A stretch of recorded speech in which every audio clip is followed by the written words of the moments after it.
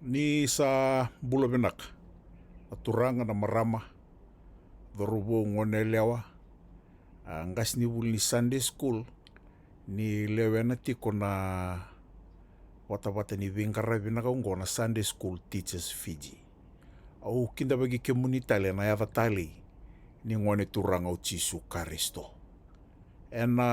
singa vinaka ni kua au ngandreba meuna vakabati ko ngai na video lele ngo ndona vuli leka me rao to ngani buki kenda na ve ngas ni vuli Sunday school sena ngas ni vuli ni wili wal ni singatambu nonda vinga rabi ngauna ni nonda Sunday school ve singatambu se songo lutu da bambeka nga ko ni lewena o ni sahabai tevite community ko kina au ngandrapa me u vakadoranga ndona vuli leka ungo ve kenda me roni buki kenda na nonda baka vinakataka na nonda vingarabi ve ira na luvenda kambimbi na nonra tumberitiko na luvenda ndina ni wose ni kalu sa ndona kana nona sasanga tiko vangu matua na vunida me virawai ve ira na luvenda da redanga na ve kasa ya do baka buli ti kenda tungo na yalo rasa ala ko tiko mai na ngonongo na matangali music video la ko tumai na TV na ve advertisement na taliboni dona ka na kena sasanga tiko na teboro me visau taka se sa kretaka na nonra worldview na luvenda mera na numatiko ni senga na kalu ni nangaravi kalu endo walenga na kai optional ya vikenda kambimbi menta baka tabuli dere tiko na luvenda mera kila ni nandina ni wose ni kalu sa nangaravi kalu senga ni ndona kai optional koya ndona kai ndonu me tiki sare tiko ngani nonda mbula veve ngauna na matakabinaka ni kua na ve Sunday school anda vingara vikina au da bute tiko se matalutu da mbengau ni lewena ve yau ana nongo reile sutiko na nongo tumbu dake mai au endona turanga au susu dake mai na bubale bagi talatala au ngai sudu mai au ngai tumbu dake tiko mai sa ulako duruma tiko mai na ve kalasi ni Sunday school na ve tambayambaki ni nongo mbula mea dhova nongo sa mbiu ni vale au sa le vuli korni vuli dhurumbure kima mi Sunday school talenga ika au do bosuke ningo au lo tumbo dake mai na vuvale lo tu baka Assemblies of God so think fingara bitu nga ngo baka talatala Sunday school teacher talitu nga ni AG ya au tumbo dake mai na Sunday school o chao ngoli Londoni au le Sunday school do Victory Bikimami na ni mami ngas ni buli Sunday school o sianga ni ngula da bakan dorto na ngas ni buli Sunday school mai London masta Waisaki buli o masta Sefana ya vakau so na ngauna masta Mesaki tukai erndo viva tabuli di Bikimami ve mataka ni singatambu na kena wasi itu nga na wose ni kalu ve kimami na ngauna ya na nungu Sunday school tumai me ado basaranga ni mai bawati au mai lewe na tale na young married class na kena bimbitiko na nonda ndontambe na ngauna ni Sunday school ya na mataka ni kwa au ngandreba me una vakabanga dona buli leka ngo me buki kentanga nangas ni buli Sunday school na nonda vitumberi dona ka undo urida mai na ngauna nda se ngona laikina me ado batiko mai ni ko paka indo tunga na pattern ni nonda vaka Sunday school vunga nangas ni buli ndala ko ngayani ndanduri na matanra na ngone dol na ibola tambu tsanda sa vaka Sunday school sar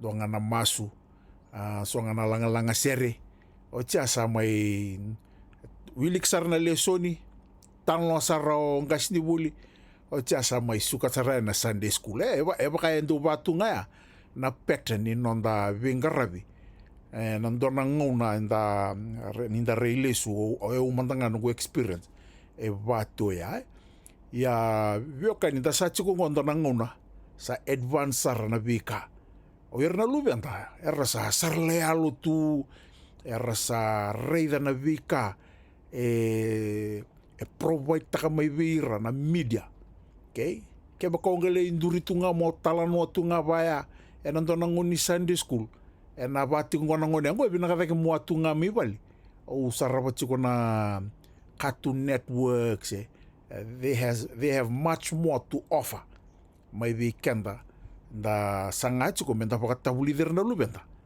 na Sunday school ya na matakani kwa o be bosa chiko weekenda na ulu tangango teaching your Sunday school creatively okay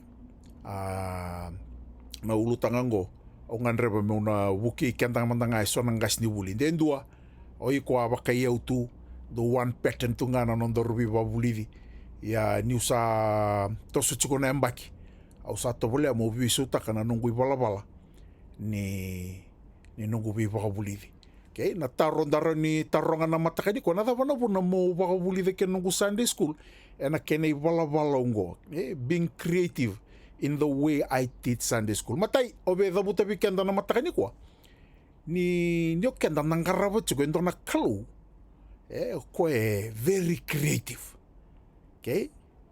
The creator in creating this world was very creative. Ni o reda ni talanoa. E na i wakatikivu na kena wasendua, kena waserua.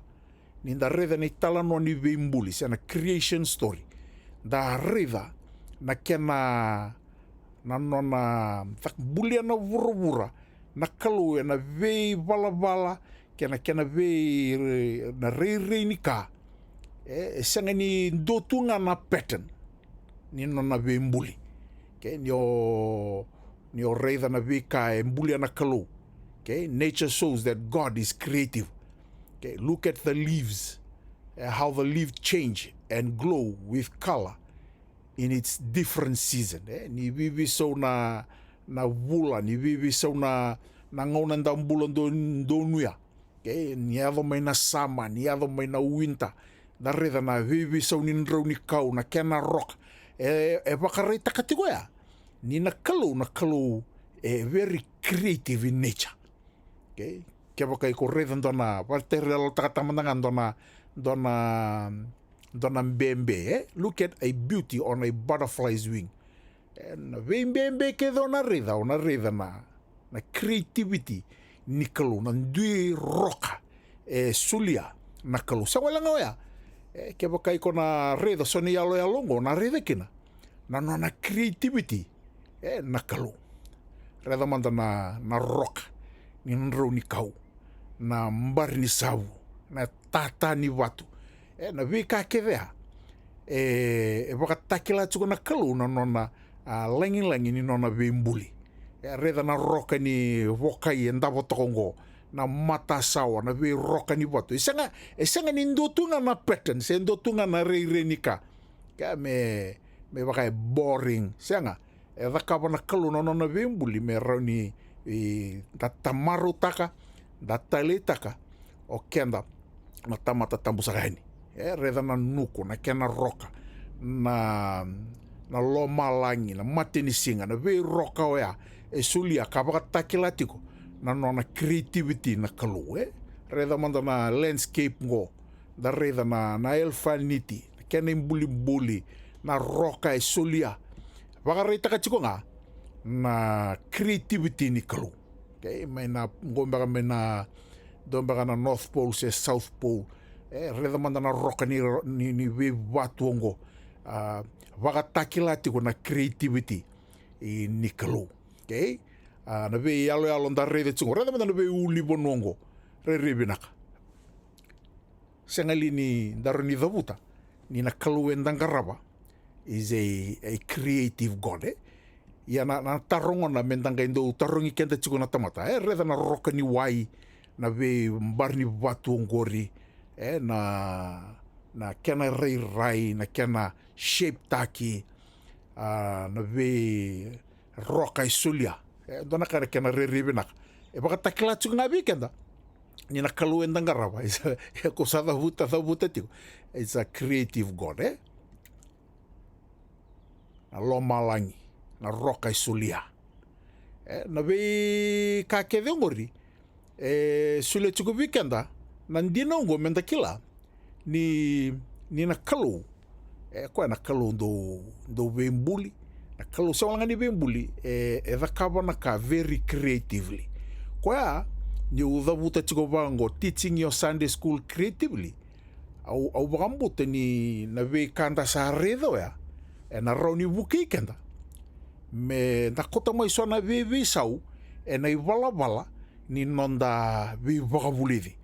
Okay, nonda implementa kai ni sona kavo na ngauna ni Sunday school. Sa sona ngauna au be dhavuta ngo vi kenda nangas ni vuli Sunday school, so verna lubenda sa ni predicting kenda talitu. You are so predictable. Ngayo lako ni vango no mo Sunday school. Sa rekila tali chuko menango na dhabe na dhaka. Ragila o chingo kenda na vuli memory verse, o chingo dona sere, acha na gaitala no angas ni vulia. So sa rekila tali chuko nangoni na kaya na dhaka. Au bina kata me na vulingo me vuki kenda, so na ivala ni karenda dhaka ba me vuki kenda. Na nonda rawa ni wakatavulida na Sunday school more creatively meramarotaka. Keep the children excited while they are there during that Sunday school session. Ronga na wasango na creativity. Okay, everybody, say every teacher has the potential to be creative. Okay, it's within all of us. Na creativity ni kalau me pakau iko na mbuli tali ni kalau. Iko na mbuli wo ni kalau. Ronga that creativity is within you. Okay, then you may need maybe a need of stretching. Binakati mo na wuli da sona ndilongo sona kamuli apply taka mo rawa ni lako tani me no mu comfort zone. Na vonua iko sa ando comfort tunga ke na iwala ni no mu ni be wakavulidi. It's time to dream. Sangolanga new dream, dare new thoughts. Okay? Sa tika wo wakasa matakachiko ni na dhavo so iti sona kawo bo ni implementa kanungu Sunday school. Meo wakambulombulo taka. Say to teach my Sunday school more creatively. There are new ideas being put into action. Okay, the question here when we ask the question why, na wuna yang kena viau to teach this class more creatively. Balata na lakoloko na nangauna kaya bakanda na siyang anibiso taka nanda ibala ni bi baka buli di turang kena maram. Sana lalangami on the Sunday school sa na redangani sa natika baka luto nangone. Yeah, when you teach Sunday school creatively, au wakambota, na vivibo chuko nangone, okay, na Sunday school, okay, na dabo na buna mo viva uli dikina kena ibala baka ungo, ronga nangoni turango chisu saranga mai baka matanata kana ibala ni baka uli dingo, kaya do baka toka itu, okay, na ngas ni uli le rabbi, kena bale o koe mata isara. Okay, na nona mai do kena baka tabulidi na bose ni kalu. Reda manda sona iwala ni nona bi baka bulidi na kalu na nona mbula buliti ko na burongo. So na ngona ibuna unga bi baka bulidi, bi baka tabulidi, lecture. So na ngona ndo banga taka koe sona italanoa. Sona italanoa toto bata. Sona parables. Na ngoni vinroi. Do talanoa taka koe na sona itala noa toto bata me rao ni kota mai sona ndina be ira nona ti sepeli. Na kai samaria vinaka. Banga taka koe na object lessons. Na kona turanga koe kamburakati ko na be itei, sana seeds. Na be matangalingele ke sara. Koe dhavuta tiko na kospeli. Na nona ndo mbito koe na nona itala noa tika tau ia wutai ke nandua na taro. Do banga taka koa na examples. Siang wala ngaya, baka matana takasaratunga nambula, wasea sia baka tabuli datiko. So nangona, ebi wasea na matandre lebu in crowds, so nangona talenga, endo wasea baka lalai. O so nangona, ebi wasea nga bertunga na nona tise peli, le tini karua. Ya so na iwala ni ri sona karenda baka edora, me vai kana taka se make our Sunday school more creative, but again daru mbuli mai, to be creative beings. Okay, au vina kata mo dabuta vikenda na matakani kwa, we are creative teachers. Okay, make the most of every opportunity. Okay, nangona sa pinakatikina bisau torna opportunity ni no viva buli di chiko nangongo mo sa tigo implement ka ni sona bisau. Okay, you need to be receptive to change. Rangwane ni already na singeni kwa. Arna oso to tonga na taliboni. But sa mataw na matanra na rede chiko na screen. Most of our children are visual learners. Kwa me Rani o labeta, eu nindo vaka Sunday school berto nungu kalais. Au labeta saranga i wailo tu ni tau screen lebungo i wali. Tala no, wanga taka na PowerPoint, wara taka na yalo. Okay? Mero ni bukeira na ngone. Willing to step into the unknown. Au iko, nangas ni wuli who is being creative. Dono me tigo biko na matangali rai wakaoya. Okay? Au na tobulea. I'm willing to risk failure. Kuni mandua ni o dhala na matene ngona. So ngona ni o biba bulidi chigo. Sinindo e kile ni ko dhala. O iko nga o sa kile ni ndona ka dhala ndono mo dhakaba nga yo sa dhakaba. Na matanra na ngone. Dombeka na kao so na step mbeka ni biba bulidi dhakaba dhala. But kwa me kakuni taro biko mai na nomu baka dhora na bika isa kadhibikenda tigo kena na kalu. Acknowledge creativity should be part of a Christian's life. We are a new creation. Nanu matuga. Okay, ni sa tigo batiki Karisto indo na tamata. Sangai bulibo. Reda sa lakota na vika makawa. Sa yado me wo na kakevenga. You are a new creation. Okay, sa tigo me tabole manda biso taka. Na ibalabala ni nonda bibaka bulidi. Na singa binaka ni kua. Au ve dabuta vikenda. Ronga da indo tutal tunga sona ka indo baka tao te kenda. Na nonda dhakaba na vi dhaka. Ongo me nda baka binakataka nonda vi baka bulidi. What limits our creativity? Okay, because we have the fear of making mistakes. Indo ngai dhakaba sona kabo bongo. Ongai dhala ngo itambaka dhala na PowerPoint ngo ngai dhala tu na kala mai. So ngonda sembara mandanga ni ndada ka sa chiko robi kenda na rere. Okay, so ngona being seen as a fool. Dando rere bakatunga na ni ndada ka bendo na ka ndangai matatu mai baka lele na matanra na lele. So sembara mandanga ni ado so lenga takachiko ya. Okay, the fear of being criticized. Yes, sembai di bala bo mai bengori, sembai di style mi baka tabuli di bo orto mai daka mengo. Okay? The fear of being alone. Bata ikon doon benga o vakabatiko. O reda ni sindo ya vakabatiko sa baka o rere talo iko. Na kota mai sona vivi sauni ni bala ni be vakatabuli de. Au si ni tukuna tsungo mo sa tiga bu vakabai sona ka. Mo sa tabula ki ko rao ngingi tongingi bako sianga. Go this is the way, a creative way of teaching. Enta nangai rede chuka ini waka titombo na lesson ngo the fear of disturbing tradition and making changes. So nongo santa rere wale tunga menda being creative balata nana paka nana no isindu vaka bango i bailutu. Sanga nindo sindu bango na kene i balabal. Rangas ni bulili wer sindu vaka bango. You are afraid of disturbing that tradition, and then do iko tikombe kandona isongo lotu so abana kene wasa conservative, a church that hardly accept changes. Na wekangu yena no mutiko nango nanda sa tosu kinango na vivisa usa ya votiko Okay, being associated with taboos, fear of being associated with taboo. So na kaya nanda andu isongo songolud.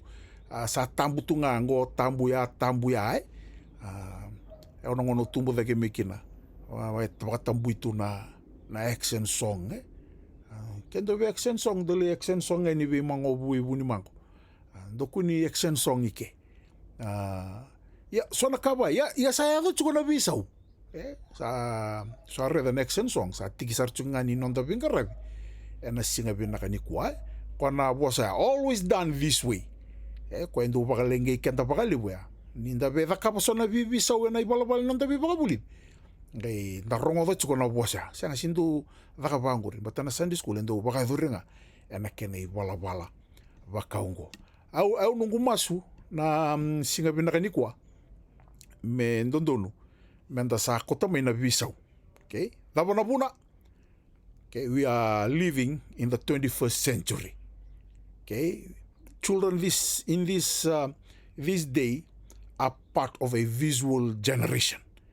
Okay, na revi rasa ala ko tunga nang gito na taliboni na video game na PS5 na Nintendo, video games, computers, internet and television are just some of the visual stimulation children experience every day of their lives. Mongai nanu mo mole induri chuka matanra nangone mo tala no wale tunga. Durga ne volta umbutal. Ngai baka sama to erno ngo sama tu chuka bir na reda na TV ra matai na reda na taliboni non ra baka na nanu sa advancer me weekend na ngas ni buli. Kenda nga ngas ni buli. Sa nga weekend menta adaptani. Meroni baka binakataka. Nanonda bi baka buli singa binaka ni kuwa rani baka na numitiko nangas ni buli. Okay? Menda baka binakataka nanonda i bala ni baka buli. Kala ni sambala besar chuko nunggu baka madal. Roti kenda tiko mandaya na singa ni kuwa. Au nangai tomana tali tiko na bulingo. Okay? Na bala ni baka buli. Se learning style and the roni da kaba. Me buki kenda na nonda being creative enangona ni Sunday school. Enangona kataraba nangai virongo dindo matalikina ni sa muade ngano muni tokani ibal ratinata ni muade ni kalungata.